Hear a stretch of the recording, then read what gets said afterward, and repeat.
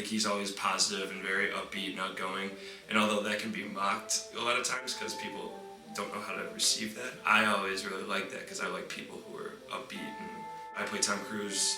I saw Top Gun when I was a little kid. I liked his movies. I always liked his performances. I think him in Magnolia is one of the best things ever.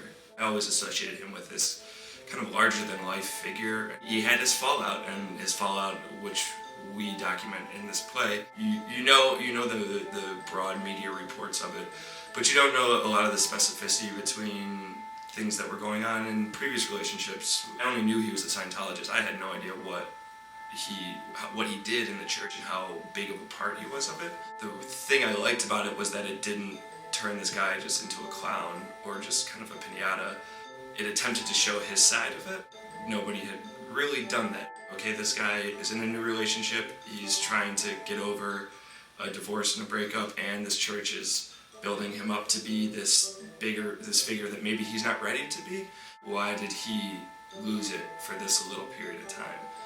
What I think everybody could relate to in this play is everybody has a time in their life where if they look back on it, they wouldn't recognize who they were at that time. It might have been because of a relationship, a job, a family crisis, what have you. I think everybody has that time in their life when they did that. We all just weren't doing it in front of a camera and on Oprah.